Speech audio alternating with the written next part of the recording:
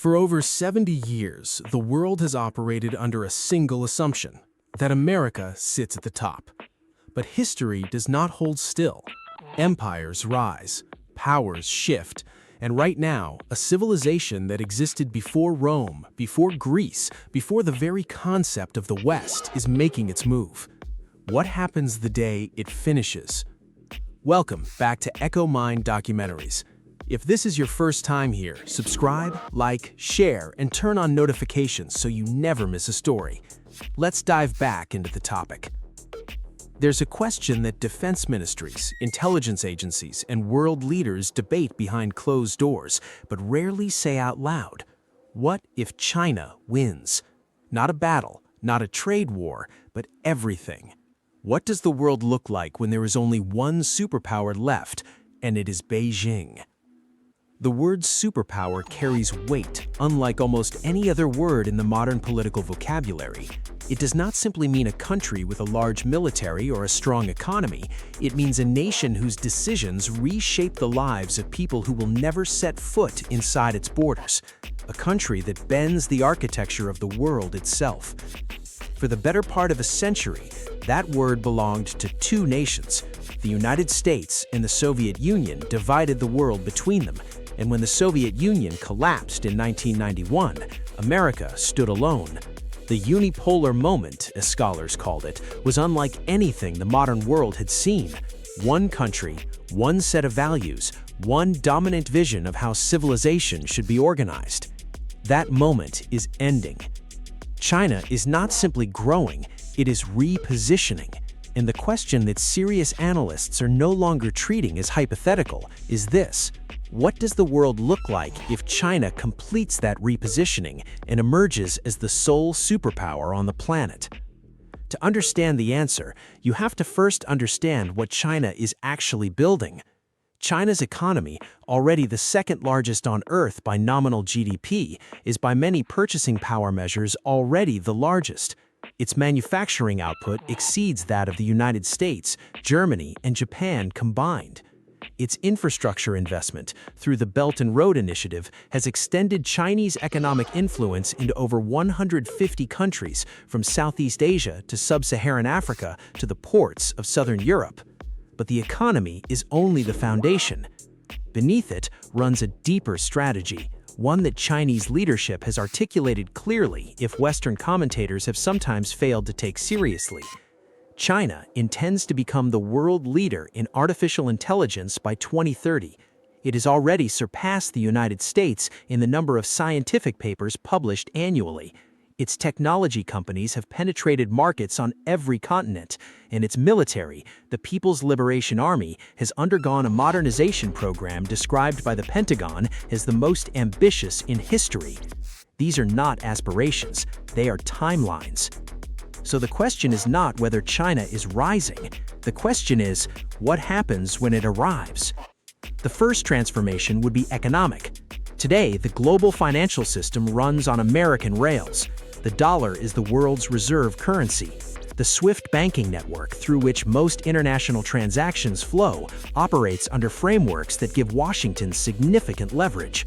American sanctions are feared because exclusion from the dollar system is existential for most economies. In a world where China holds the dominant position, those rails change. The Chinese yuan would almost certainly become the primary currency of global trade, at least across the vast network of countries that have already oriented themselves towards Beijing. The cross-border interbank payment system, which China has been developing as an alternative to SWIFT, would become the backbone of international finance for much of the world. The implications of that shift go beyond economics. Sanctions lose their teeth. Countries that today comply with American-led financial pressure because they cannot afford not to would find themselves with alternatives. The instrument that Washington has used most effectively in the 21st century to enforce its foreign policy would be blunted. The second transformation would be technological. The Internet, as it currently exists, is largely an American creation. Its protocols, its dominant platforms, its underlying architecture reflect American values: open access, relatively free expression, commercial competition across borders. China has already built an alternative model within its own borders. The Great Firewall is not simply a censorship tool, it is a demonstration of what a state-controlled information environment looks like at scale. In a world where China is the dominant power, the technological infrastructure of developing nations would increasingly be built by Chinese companies. Huawei networks, Alibaba cloud systems, surveillance technology from Chinese defense contractors. The digital backbone of the world would shift, and with it, the norms about what information flows freely and what does not. This is not speculation. In dozens of countries that have already adopted Chinese infrastructure, researchers have documented what follows: surveillance capability transferred to local governments, data flowing through systems with Chinese state access, and a template for digital authoritarianism that local leaders find attractive precisely because it helps them stay in power. The third transformation would be geopolitical, and it may be the most profound. The rules-based international order, a phrase often used and rarely examined, is essentially a set of norms and institutions built after World War II that reflect the values of the nations that built them, primarily the United States and Western Europe. The United Nations, the World Bank, the International Monetary Fund, the World Trade Organization, the International Criminal Court, all of these were shaped by a liberal democratic vision of how nations should behave. China has never been fully comfortable inside those institutions, even as it has used them skillfully. Beijing's vision of international order is different. It emphasizes state sovereignty above human rights. It rejects the principle that outside nations or institutions can intervene in how a country treats its own people. It is, in the language of political science, a Westphalian model. Nations do what they will within their borders, and no one else has standing to object.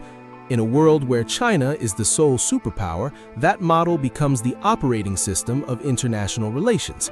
The ICC loses its relevance for leaders aligned with Beijing. Human rights bodies become forums for theater rather than accountability. The principle of humanitarian intervention, already weakened, essentially disappears. What fills the space is a transactional model of international relations.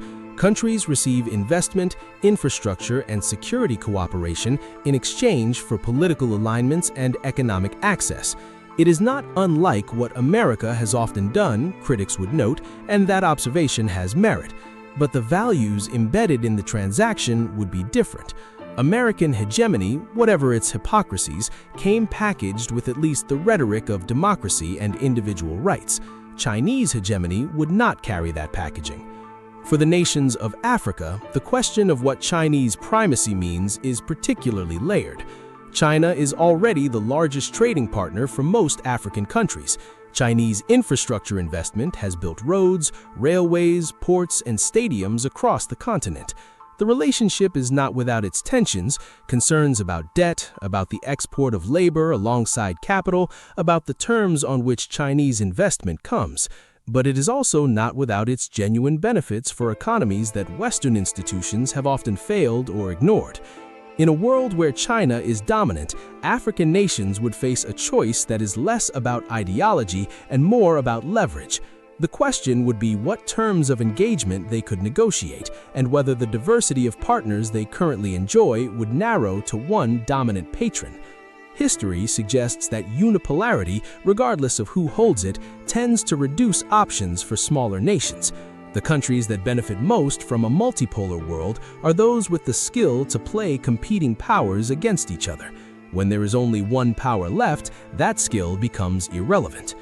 There is another dimension to this scenario that rarely enters the public conversation: Taiwan. Taiwan is not simply a geopolitical flashpoint.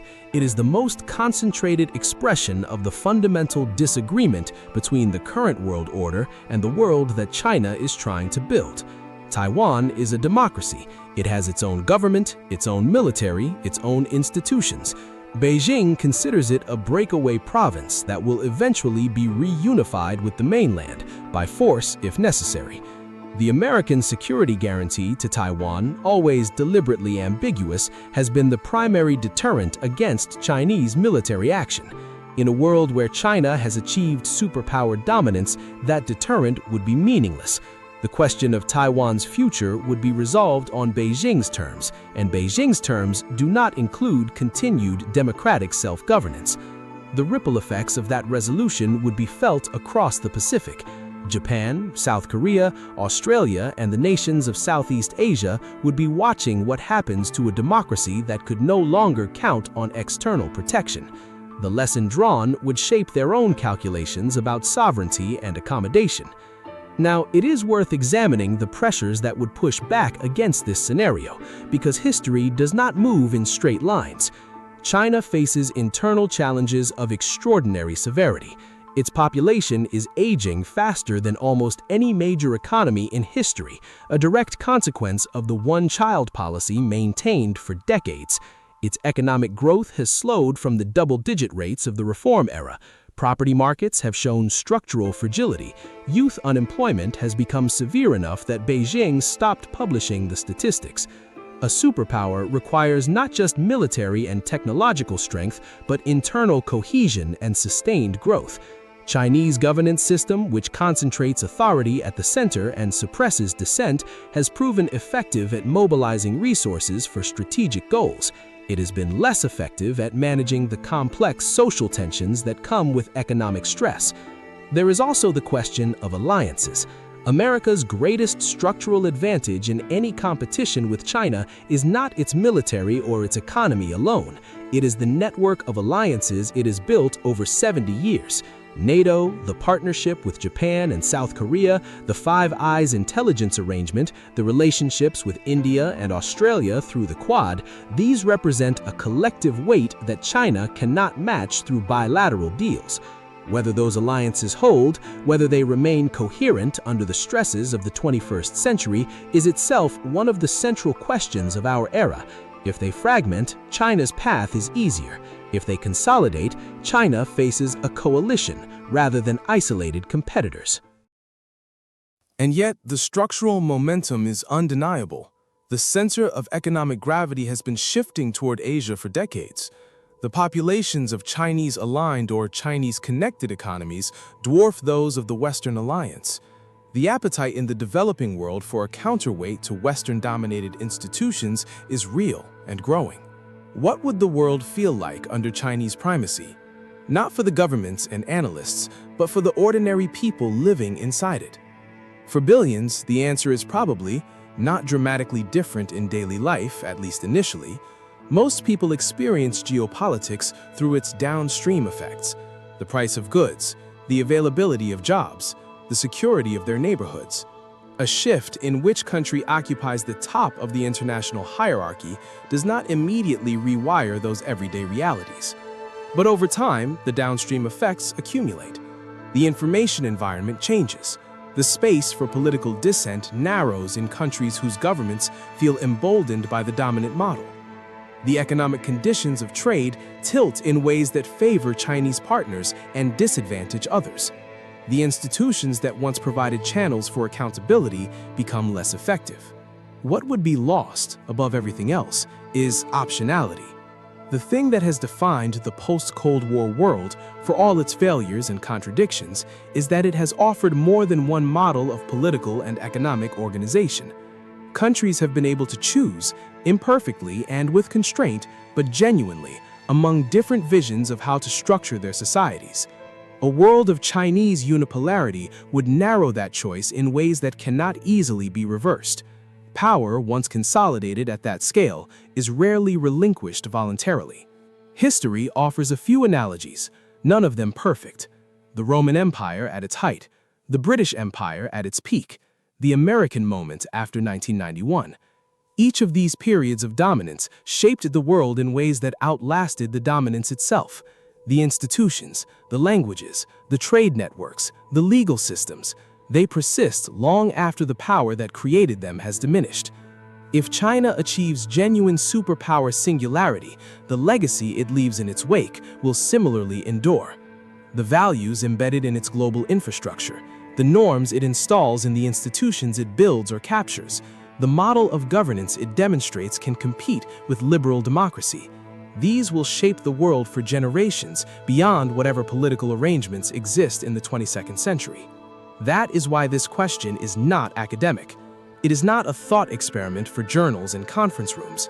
It is the defining question of the next several decades, and the answer will be shaped by choices made right now in Beijing, in Washington, in Brussels, in Nairobi, in Jakarta, in every capital where leaders are deciding which way to orient their countries as the tectonic plates of global power continue to shift. History does not ask for permission when it turns a page. The question is whether those who understand what is happening will be prepared for what comes next.